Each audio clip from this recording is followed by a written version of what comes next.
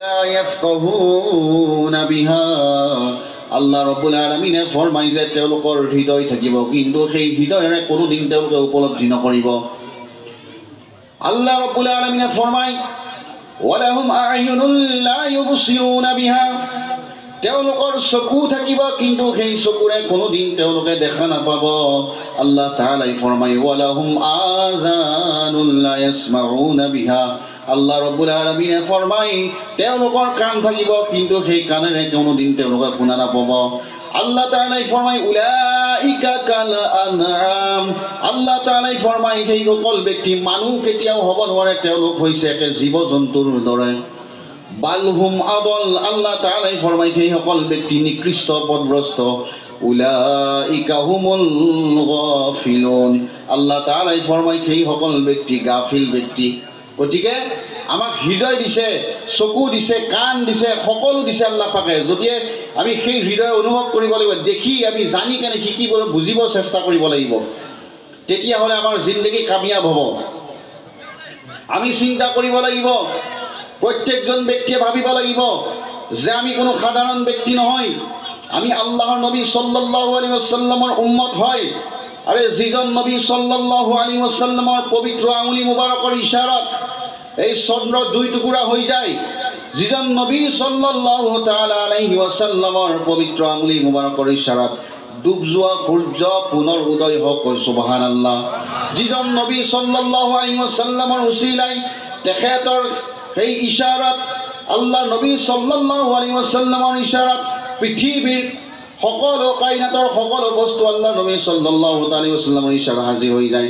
হয় মুছলমান, আল্লাহ নবী সাল্লাল্লাহু আলাইহি ওয়াসাল্লামৰ আমি উম্মত হয়, সেইজন নবীৰ উম্মত যিজন নবী সাল্লাল্লাহু আলাইহি ওয়াসাল্লামৰ মহব্বতত পাথৰেও সালাম দিয়ে, যিজন নবী সাল্লাল্লাহু আলাইহি ওয়াসাল্লামক গছেও সালাম দিয়ে, সেইজন নবী সাল্লাল্লাহু তাআলা আলাইহি ওয়াসাল্লাম, যিজন নবী সাল্লাল্লাহু আলাইহি ওয়াসাল্লামক বনৰ হৰিণীয়ে আহি কেনে হাজিৰ হৈ সালাম পেশ কৰে আল্লাহ নবীৰ ওচৰত, সেইজন নবীৰ আমি উম্মত হয়, যিজন নবী সাল্লাল্লাহু আলাইহি ওয়াসাল্লামে আল্লাহ ৰব্বুল আলামিনৰ সৈতে দিদাৰ কৰিছিল, সুবহানাল্লাহ।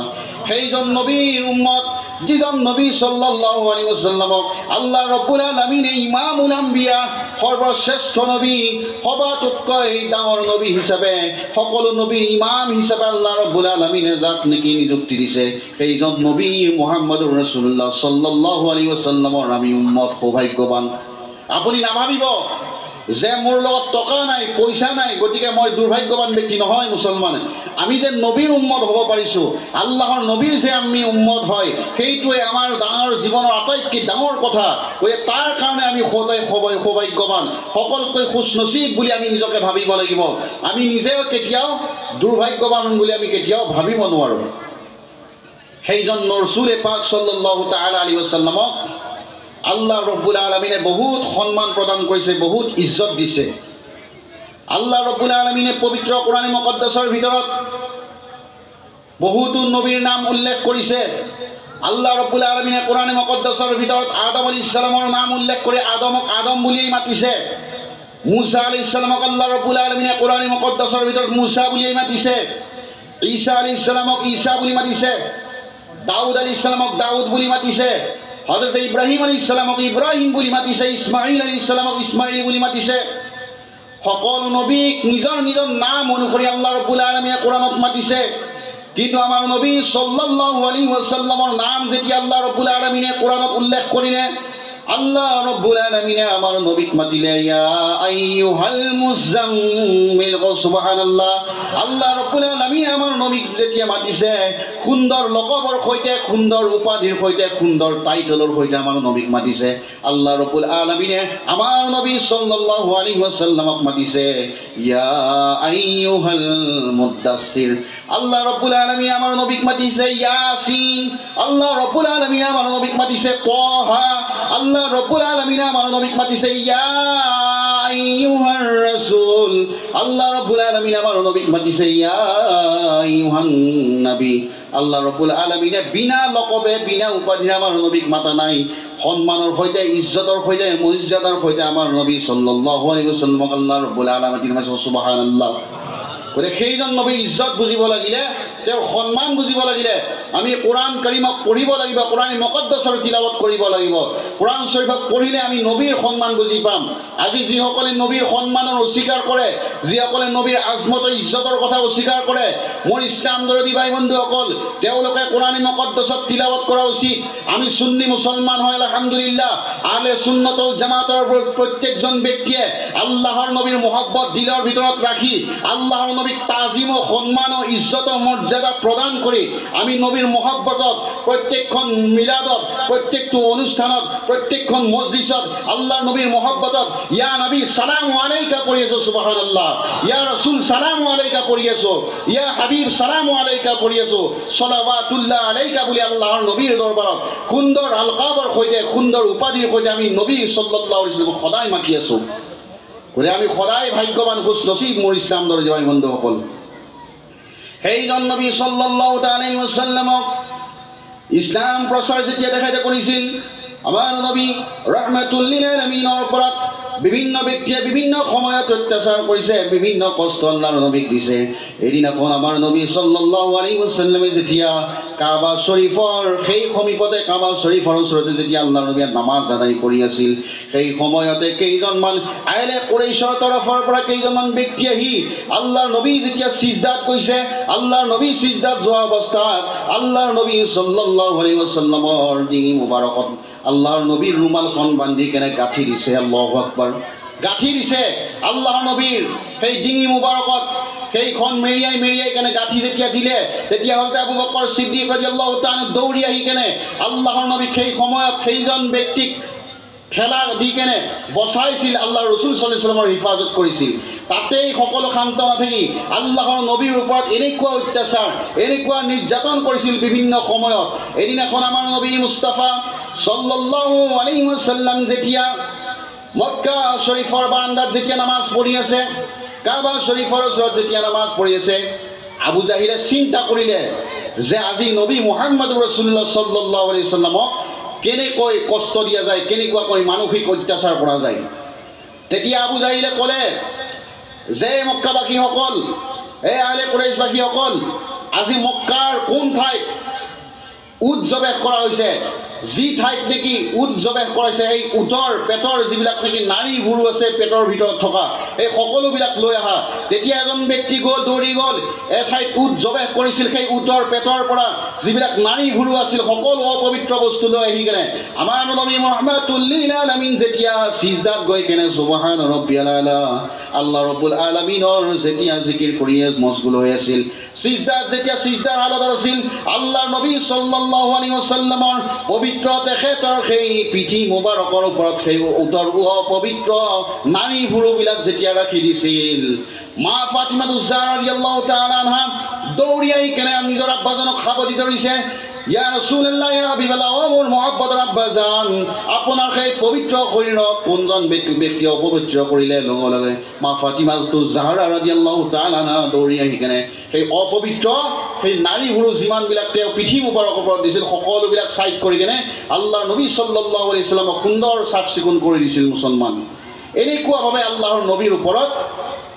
বিভিন্ন সময়ত কি কৰিছিল, বিভিন্ন অত্যাচাৰ, আৰু বহুত আছে এনেকুৱা উদাহৰণ যে আল্লাহৰ নবীৰ ওপৰত মানসিক, শাৰীৰিক বিভিন্ন তেখেতক কষ্ট দিয়া হৈছিল, তথাপি তেখেতে ইছলামৰ পৰা, ইমানৰ পৰা তেখেতে দূৰ হৈ যোৱা নাছিল।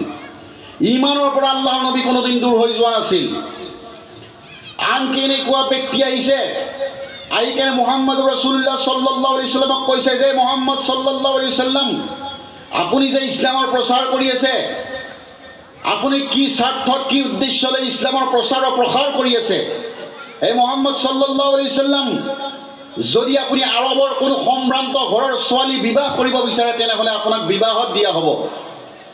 যদি আপোনাক সাম্ৰাজ্য লাগে, দৌলত লাগে, চহৰত লাগে, আপোনাৰ কদম মুবাৰকত আনি ৰাখি দিয়া হ'ব। যদি আপুনি গভৰ্ণৰ হ'ব বিচাৰিছে, কোনো এখন চহৰৰ আপোনাক গভৰ্ণৰ সজাই দিয়া হ'ব। তথাপি আপুনি ইছলামৰ প্ৰচাৰ কৰা আপুনি বন্ধ কৰক। তেতিয়া আমাৰ ৰসুলে কি কৈছিল জানে? আমাৰ নবী মুহাম্মদ ৰাসূলুল্লাহ সাল্লাল্লাহু আলাইহি ওয়াসাল্লামে কৈছিল, এই অথবা তুমি যি মোৰ ওচৰত দিন ইছলামৰ বিৰোধিতা কৰিছা, তুমি শুনা, তুমি যদি মোৰ এখন হাতত যদি চন্দ্ৰও আনি দিয়া, এখন হাতত যদি সূৰ্যও আনি দিয়া, তেনেহ'লে মই মুহাম্মদ ৰাছূলুল্লাহ সাল্লাল্লাহু আলাইহি ওয়াসাল্লাম তথাপিও মই নবী কেতিয়াও ইছলাম প্ৰচাৰৰ পৰা দূৰ হৈ নাযাওঁ, তথাপি মই ইছলামৰ কেতিয়াও মই পিছুৱাই নাযাওঁ। সুবহানাল্লাহ। এনেকুৱা ইমান তেখেতৰ মজবুত আছিল। কিন্তু আজি আমি লজ্জিত, সাধাৰণ 1-2 টকা পালেই আমি ইমানৰ পৰা দূৰ হৈ যাওঁ। 1 টকাৰ কাৰণে আমি মুছলমান নিজৰ ইমান বিক্ৰী কৰি দিওঁ, 10 টকাৰ কাৰণে আমি ফাঁকি দিওঁ, মিছা কথা কওঁ, আমাৰ ইমানৰ কথা পাহৰি যাওঁ, আমাৰ নিজৰ পৰিচয়ৰ কথা পাহৰি যাওঁ, আমাৰ অস্তিত্বৰ কথা আমি পাহৰি যাওঁ, এই ইছলামৰ মান মৰ্যাদা সন্মানৰ কথা পাহৰি যাওঁ, কেৱল মাত্ৰ টকা পইচাৰ কাৰণে মুছলমান। আল্লাহ ৰব্বুল আলামিনে ফৰমায়, অ মোৰ ইছলাম দৰদী ভাই বন্ধুসকল, অ মোৰ বান্দাসকল, ওয়ালা তাহিনু ওয়ালা তাহজানু ওয়া আনতুমুল আ'লাউনা ইন কুনতুম মুমিনিন। আল্লাহ ৰব্বুল আলামিনে ফৰমায়, অ মোৰ ইমানদাৰ বান্দাসকল, তোমালোকে কেতিয়াও চিন্তিত নহবা, তোমালোকে কেতিয়াও দুখ নকৰিবা। যদি তোমালোক প্ৰকৃততে মুমিন হোৱা, ইমানদাৰ ব্যক্তি যদি তোমালোকে হোৱা, তেনেহ'লে নিশ্চয় তোমালোকৰে বিজয় হ'ব। সুবহানাল্লাহ। গতিকে মুছলমান আমি নিজৰ লগত সদায় আমি নিজৰ ইমান মজবুত কৰি ৰাখিব লাগিব। এই ইমান আমাৰ আটাইতকৈ দামী সম্পদ। দুনিয়াত যিমান অট্টালিকা থাকক, যিমান টকা পইচাৰ, যিমান সোণ ৰূপ আপোনাৰ লগত থাকক, আপোনাৰ লগত আটাইতকৈ দামী, আপোনাতকৈ আটাইতকৈ মেহেংগা, আটাইতকৈ কিমতৱালা, আপোনাৰ ওচৰত আটাইতকৈ মৰ্যাদা সম্পূৰ্ণ, আপোনাৰ ওচৰত গুৰুত্বপূৰ্ণ বস্তু হৈছে আপোনাৰ ইমান। গতিকে এই ইমানটোক সদায় নিজৰ লগত ৰাখিব লাগিব। যাৰ ইমান নাই তাৰ কোনো দিন নাই, যাৰ দিন নাই তাৰ কোনো অস্তিত্বই নাই, যাৰ অস্তিত্বই নাই তাৰ কোনো নেকি নাই, যাৰ নেকি নাই তাৰ কাৰণে জান্নাত নাই, আৰু জান্নাত নহ'লে আমাৰ জীয়াই থকাৰ কোনো অধিকাৰেই নাই। গতিকে মুছলমান, আমাৰ মাজত আমি ইমানটো সদায় মজবুত কৰি কেনে আমি ৰাখিব লাগিব। চাবিতে কদম আমি নিজৰ হকত আমি স্থিৰ হৈ থাকিব লাগিব। এই ইমানৰ পৰা আমি কেতিয়াও দূৰ হৈ যাব নোৱাৰোঁ, ইমানৰ পৰা আমি কেতিয়াও খাৰিজ হৈ যাব নোৱাৰোঁ। ইছলাম দৰ্দী ভাই বন্ধুসকলে, সেই ইছলাম ধৰ্মই আমাক সকলো শিক্ষা দিছে, ইছলামে আমাক সকলো নীতি শিক্ষা দিছে। আমি কি ধৰণে আমাৰ নিজৰ ডাঙৰজনৰ লগত ব্যৱহাৰ কৰিম, নিজৰ ওচৰ চুবুৰীয়াৰ লগত কেনেকুৱা ব্যৱহাৰ কৰিম, নিজৰ ভাই বন্ধুৰ লগত কেনেকুৱা ব্যৱহাৰ কৰিম, নিজৰ মা বাবাৰ লগত কেনেকুৱা ব্যৱহাৰ কৰিম, সকলো আমাক ইছলামে শিকাই দিছে। আমাক কোৰাণে মুকদ্দাছে আমাক সকলো শিক্ষা দিছে। মুছলমান ভাই বন্ধুসকল, এই কোৰাণে আমাক সকলো শিক্ষা দিছে যে আমি কাৰ লগত কেনেকুৱা ব্যৱহাৰ কৰিম। আল্লাহ ৰব্বুল আলামিনে ফৰমায়, وبالوالدين إحسانا وذي القربى واليتامى والمساكين। আল্লাহ ৰব্বুল আলামিনে ফৰমায়, তোমালোকে নিজৰ পিতৃ মাতৃৰ সৈতে সৎ ব্যৱহাৰ কৰিবা, তোমালোকে নিজৰ বাবা মাৰ সৈতে সদায় সৎ ব্যৱহাৰ কৰিবা। কোন বাবা মা? যাৰ জৰিয়তে আজি আমি এই পৃথিৱীখন দেখা পালোঁ। এই পৃথিৱীৰ বুকুত আল্লাহ ৰব্বুল আলামিনে বহুত নবীসকলক দুনিয়ালৈ পঠাইছে, ৰসুলসকলক দুনিয়ালৈ প্ৰেৰণ কৰিছে, আম্বিয়াসকলক, তাবিঈনসকলক, তাবিঈনসকলক, পীৰ মুৰ্শিদ হাফিজ কাৰী মৌলানা মুফতি যিমান দুনিয়ালৈ আহিছে, ডক্টৰ ইঞ্জিনিয়াৰ, কোনো এজন ব্যক্তি আসমানৰ পৰা ডাইৰেক্ট জমিনত আহি কেনে পৰা নাই। সকলো ব্যক্তিয়ে নিজৰ মাৰ গৰ্ভত 10 মাহ 10 দিন স্থিতি লৈ দুনিয়াৰ বুকুলৈ আহিছে। কোনো এজন ব্যক্তি এনেকুৱা নাই নেকি যিয়ে নেকি নিজ ইচ্ছাই দুনিয়ালৈ আহিব পাৰিছে? নহয়, নিজৰ মাৰ গৰ্ভত 10 মাহ 10 দিন থাকি এই দুনিয়ালৈ আহিছে, এই পৃথিৱীৰ সৌন্দৰ্য উপভোগ কৰিছে। গতিকে মুছলমান, আমি বুজি পালোঁ যে আমি কাৰোবাৰ জৰিয়তে এই দুনিয়ালৈ আহিছোঁ। তেওঁলোকেই হৈছে সেইসকল সন্মানীয় ইজ্জতৱালা ব্যক্তিয়েই হৈছে আমাৰ পিতৃ মাতৃ, আমাৰ মা বাবা। গতিকে তেওঁলোকক আমি কি কৰিব লাগিব? শুশ্ৰূষা কৰিব লাগিব। তেওঁলোকৰ মৰ্যাদা আমি বুজি পাব লাগিব, তেওঁলোকৰ সন্মান আমি বুজি পাব লাগিব। তেতিয়াহ'লে আমি এজন ইমানে কামিলে মুমিন হিচাপে আমি দুনিয়াত জীৱিত হৈ থাকিব পাৰিম। সেইজনী মা যাৰ মহব্বতৰ কোনো তুলনা নাই। পৃথিৱীৰ বুকুত আপুনি বিভিন্ন ব্যক্তিক লগ পাব, দুনিয়াৰ বজাৰত আপুনি সকলো বস্তু পাব, কিন্তু সেই মাৰ উদাহৰণ দিব পৰা, মাৰ সমান, মাৰ মিছাল দিব পৰা কোনো ব্যক্তি, কোনো বস্তু, কোনো আপুনি দুনিয়াত বিচাৰি নাপাব। কোনো মানুহৰ লগত আপুনি নিজৰ মাৰ মহব্বতক কেতিয়াও তুলনা কৰিব নোৱাৰিব। যি মাই নেকি নিজে নাখাই কেনে হ'লেও নিজৰ ল'ৰা ছোৱালীক খুৱাইছিল, যি মাই নেকি নিজে নিপিন্ধি হ'লেও নিজৰ ল'ৰা ছোৱালীক পিন্ধাইছিল, যি মাই নেকি নিজে লঘু নাথাকি হ'লেও নিজৰ ল'ৰা ছোৱালীৰ পেট ভৰাইছিল, ল'ৰা ছোৱালীক কেতিয়াও লঘু নাথাকিব দিয়া নাছিল, সেই মা বাবাৰ ইজ্জত সন্মানৰ কথা আমি সদায় চিন্তা কৰিব লাগিব। ইছলাম দৰদী ভাই বন্ধুসকল, সেই মা বাবাৰ সন্মান বুজিব পাৰিব লাগিব। মা কোন? যিজনী মাই নেকি 10 মাহ 10 দিন নিজৰ পেটৰ ভিতৰত ৰাখি নিজৰ বুকুৰ আহাৰ খুৱাই কেনে আমাক এই দুনিয়া দেখালে, সেইজনীয়ে হৈছে আমাৰ মা। মা সেইজনী যেতিয়া আমি সৰু আছিলোঁ, এনেকুৱা অৱস্থা, ভোক লাগিলেও মাৰ ওচৰত ক'ব নোৱাৰোঁ, পিয়া লাগিলেও মাৰ ওচৰত প্ৰকাশ কৰিব নোৱাৰোঁ। যেতিয়া জ্বৰ হৈছিল, পেটৰ যন্ত্ৰণা, পেটৰ বিষ হৈছিল, এনেকুৱা অৱস্থা মাৰ ওচৰত প্ৰকাশ কৰি ক'ব নোৱাৰোঁ। কিন্তু আচৰিত ভাই মুছলমান, আল্লাহ ৰব্বুল আলামিনে মাৰ কলিজাত এনেকুৱা এটি শক্তি দিছে, মাৰ বুকুৰ ভিতৰত এনেকুৱা মৰম দিছে যে আল্লাহ ৰব্বুল আলামিনে এনেকুৱা তাকত দিছে, মাই বুজি পায় নিজৰ ঔলাদৰ কি প্ৰয়োজন হৈছে। নিজৰ ঔলাদজনে ভাত খাবনে নে চাহ খাবনে পানী খাব, সকলো মাই বুজি পায়। নিজৰ ঔলাদৰ কি প্ৰয়োজন, ল'ৰা ছোৱালীৰ বেমাৰ আজাৰ হৈছে মাই বুজি পাব, ল'ৰা ছোৱালীৰ জ্বৰ উঠিছে নিজৰ মাজনীয়ে বুজি পায় যে ল'ৰাজনৰ কি অভাৱ হৈছে, মোৰ সন্তানৰ কি প্ৰয়োজন হৈছে, সেই কথা কোনে বুজি পায়? একমাত্ৰ নিজৰ মা বাবাই বুজি পায়। তেওঁলোকে নোকোৱাকৈ বুজি পায়। যেতিয়া আমাৰ সৰু অৱস্থা, সেইখন ৰাতিৰ বিচনাত মাৰ ওচৰত থাকি প্ৰস্ৰাৱ কৰিছিলোঁ, কিন্তু আমাৰ মায়ে আমাক নিজে সেই প্ৰস্ৰাৱৰ সেই বিচনাখন ভিজি আছিল, মা সেই ঠাইত শুই থাকিও কিন্তু আমাক শুকানকৈ ছেভ কৰি গ'লে সুন্দৰভাৱে আমাক খুৱাই ৰাখিছিল। এই ৰাতিৰ শীতৰ দিনতো, ঠাণ্ডাৰ দিনতো আমাক কোনোদিন ঠাণ্ডা পাব দিয়া নাছিল।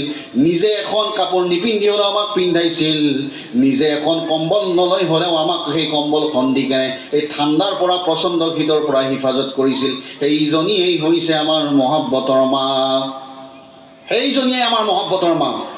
মা সেইজনী যেতিয়া আমি ঘৰৰ পৰা ক'ৰবাত ওলাই যাওঁ, ঘৰৰ পৰা ওলাই যোৱাৰ পিছত ৰাতি 10টা বাজক, 11টা বাজক, 12টা বাজক, যেতিয়া পৰ্যন্ত ঘৰত উভতি আহি নাপাওঁ, যিয়ে আমাৰ কাৰণে বাট চাই থাকিব, আমি ঘৰত উপস্থিত নোহোৱা পৰ্যন্ত, ঘৰ আহি নোপোৱা পৰ্যন্ত যিজনী ব্যক্তি শুই নাযায়, সেইজনী ব্যক্তি টোপনি ধৰিলেও টোপনি নাযায়, সেইজন ব্যক্তিয়ে উজাগৰা থাকি আমাৰ কাৰণে অপেক্ষা কৰে যে মোৰ ল'ৰাজন কেতিয়া ঘূৰি আহিব, মোৰ ছোৱালীজনী কেতিয়া ঘূৰি আহিব বুলি।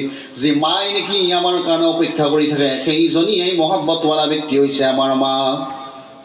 সেইজনীয়ে হৈছে মা।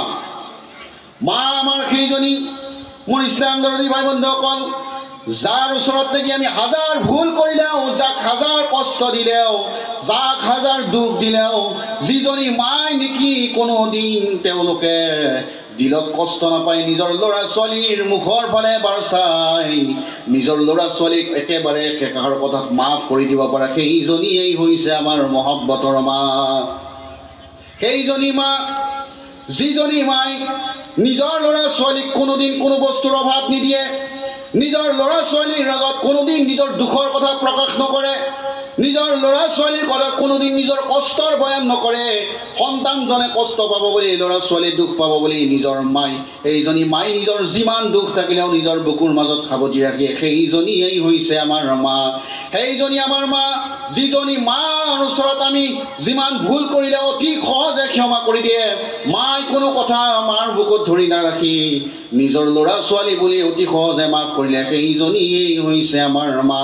মা সেইজনী মুছলমান ভাইসকল, আমি যেতিয়া ক'ৰবাৰ পৰা ঘূৰি আহোঁ, ঘূৰি আহি যেতিয়া মাক দেখা পাওঁ ঘৰত, এই মাক যদি বহি থকা দেখা পাওঁ, আমাৰ হৃদয়ৰ ভিতৰত এটা বুজাব নোৱাৰা শান্তি যেতিয়া অনুভৱ কৰোঁ, সেইজনীয়েই হৈছে আমাৰ মা। মাৰ লগত হয়তো আমাৰ কোনো প্ৰয়োজন নাথাকিব পাৰে, মাৰ সৈতে আমাৰ কোনো দৰকাৰ নাথাকিব পাৰে, মাৰ সৈতে আমাৰ কোনো কাৰণ নাথাকিব পাৰে, কিন্তু সেইজনী মাৰ চেহেৰা মুবাৰক জিয়াৰত কৰিলে আমাৰ দিল খুচি হৈ যায়, আমাৰ মন খুচি হৈ যায়, আমাৰ প্ৰাণ ভৰি যায় ভাই মুছলমান। সেইজনীয়েই হৈছে আমাৰ মা। সেইজনী আমাৰ মা, যিয়ে নেকি আমাৰ কাৰণে সকলো ত্যাগ কৰিছে, নিজৰ জীৱনৰ সকলো সুখ পাহৰি গৈছে একমাত্ৰ আমাক সুখ দিবৰ কাৰণে, যাৰ কাৰণে আজি আমি ডক্টৰ হ'ব পাৰিলোঁ, আমি অফিচিয়াৰ হ'ব পাৰিলোঁ, আমি BSc কৰিব পাৰিলোঁ, MSc কৰিব পাৰিলোঁ, আমি হাফিজ কাৰী মৌলানা মুফতি হ'ব পাৰিলোঁ, আমি নিজকে সমাজত প্ৰতিষ্ঠা কৰিব পাৰিলোঁ, সমাজত ডাঙৰ মানুহ বুলি আমি নিজকে পৰিচয় দিব পাৰিলোঁ, তাৰ আঁৰত কোন আছে? তাৰ আঁৰত আমাৰ মা বাবা আছে। তেওঁলোকে আমাৰ কাৰণে ত্যাগ কৰিছে, তেওঁলোকে আমাৰ কাৰণে কোৰবানী দিছে। আমাৰ বাবাই নিজে কি কৰিছে? কষ্ট কৰি পথাৰত তেখেতে কোৰ পাৰি হাল বাই তেখেতৰ হাতখন লেতেৰা কৰি হ'লেও আমাক শিক্ষা দিছে, আমাক জ্ঞান দিছে, আমাক টকা পইচাৰ অভাৱ দিয়া নাই। সেইজন বাবাই নিজৰ জীৱনৰ সকলো ত্যাগ কৰি আমাক এডাল বৃহৎ গছৰ দৰে, ডাঙৰ গছৰ দৰে আমাৰ জীৱনত থাকি যি বাবাই নেকি আমাক ছায়া দিছে, সেই বাবাৰ ছায়া লৈ, সেই বাবাৰ আশ্ৰয় লৈ আমি এজন ডাঙৰ মানুহ হ'ব পাৰিছোঁ, আমি এজন সফল হ'ব পাৰিছোঁ। কিন্তু মুছলমান আজি সফল হৈ ডাঙৰ মানুহ হৈ আমাৰ সেই বৃদ্ধ পিতৃ মাতৃক যদি আমি পাহৰি যাওঁ, তেনেহ'লে আমি গুণাহগাৰ হ'ব লাগিব। আপোনাৰ সেই ডিগ্ৰীৰ কোনো মূল্য নাই। আপুনি যিমান ডাঙৰ আলিম হওক, হাফিজ হওক, যিমান ডাঙৰ ডিগ্ৰীৱালা হওক, আপুনি PhD কৰক, MSc কৰক, BA কৰক, হায়াৰ ছেকেণ্ডেৰী কৰক, যিমান শিক্ষা লৈ যদি আপুনি নিজৰ মা বাবাক চিনি নাপায়, মা বাবাক কষ্ট দিয়ে, মা বাবাক যদি দুখ দিয়ে, তেনেহ'লে আপোনাৰ শিক্ষাৰ কোনো মূল্য নাই, আপোনাৰ জ্ঞানৰ কোনো মূল্য নাই, আপোনাৰ সেই জ্ঞানৰ কোনো অৰ্থ নাই। যি শিক্ষাই, যি জ্ঞানে আপোনাক মাৰ মহব্বত আপোনাৰ দিলত দিব পৰা নাই, সেই শিক্ষাৰ আপোনাৰ কাৰণে কোনো মূল্য নাই।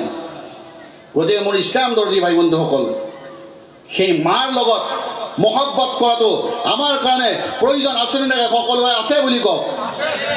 মাৰ লগত মহব্বত কৰাটো প্ৰয়োজন আছেনে নাই? গতিকে তেওঁলোকৰ লগত আমি কি কৰিব লাগিব? মন প্ৰাণ খুলি কেনে আমি তেওঁলোকক ভাল পাব লাগিব। আপোনাৰ মায়ে আপোনাৰ পৰা কোনোদিন টকা বিচৰা নাই, পইচা বিচৰা নাই। একমাত্ৰ নিজৰ ল'ৰা ছোৱালীৰ পৰা বিচাৰিছে নিজৰ মাই মহব্বত, সন্মান আৰু ভাল পোৱা।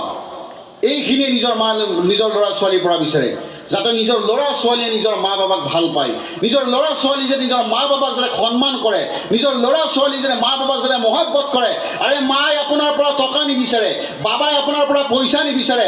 আপুনি নাভাবিব যে বাবা মাই মোৰ পৰা টকা পইচা ল'ব, নহয় মোৰ ইছলাম দৰ্জী ভাই বন্ধুসকল। কিন্তু আপুনি কি কৰিব লাগিব? ক'ৰবাৰ পৰা আহিছে, কেতিয়াবা ভাল বস্তু লৈ আহিছে, এটা আপেল লৈ আহিল, এটা কল লৈ আহিল, নিজৰ মাৰ হাতত তুলি দিব চেষ্টা কৰক, মা খুচি হ'ব। আপুনি যি ফল মূল নিজৰ ল'ৰা ছোৱালীৰ হাতত দিছে, সেই ফল মূল কেতিয়াবা নিজৰ মা বাবাৰ হাতত দিব চেষ্টা কৰক। আপোনাৰ মা বাবা আপোনাৰ কাৰণে ওচৰত খুচি হ'ব, তেওঁলোকে সুখ পাব মুছলমান। কিন্তু তেওঁলোকক জীয়াই থাকোঁতে আমি সন্মান দিব লাগিব। মা বাবা জীয়াই থাকোঁতে অৱস্থাত আমি তেওঁলোকক উপযুক্ত সন্মান দিব লাগিব। মা বাবাৰ মৰ্যাদা আমি জীয়াই থাকোঁতে বুজি পাব লাগিব। তেওঁলোক মৃত্যু হোৱাৰ পিছত এই চাহাৰামৰ দিনা আপুনি মহব্বত দেখুৱাই, এজনে ক'ব মই 10 কিলো আপেল দিম, এজন ভায়েকে ক'ব মই 10 লিটাৰ গাখীৰ দিম, এজন ভায়েকে ক'ব মই 10 কিলো আঙুৰ দিম। কিন্তু আচৰিত বিষয়, যি মা বাবাই জীৱনত কোনো এটা আপেল দেখা নাপালে, আৰে জীয়াই থকা দিনত এক পোৱা গাখীৰ খাই নাপালে, আৰে জীয়াই থকা দিনত এটা আঙুৰ দেখা নাপালে, কিন্তু চাহাৰামৰ দিনা আপুনি হাই যিমান খৰচ কৰক, সেই মা বাবাক যদি জীৱিত অৱস্থাত খৰচ কৰিব পৰা নাই, মা বাবাক যদি জীৱিত অৱস্থাত দিব পৰা নাই, সেই খৰচৰ কোনো মূল্য নাথাকিব। কাৰণ মা বাবা আপোনাৰ ওপৰত নাৰাজ হৈ কেনে আপোনাৰ পৰা শান্তি নাপালে, আপোনাৰ পৰা মহব্বত নাপালে, আপোনাৰ পৰা মৰম নাপালে, সেই মৰম নোপোৱাকে, মহব্বত নোপোৱাকে, শান্তি নোপোৱাকে তেওঁলোক দুনিয়াৰ পৰা গুচি যাবলগীয়া হ'ল। গতিকে সেই মাক কেতিয়া আল্লাহে নকৰে, সেই ক্ষমা কেতিয়া আল্লাহে নকৰে। এটা হৈছে হাক্কুল্লাহ আৰু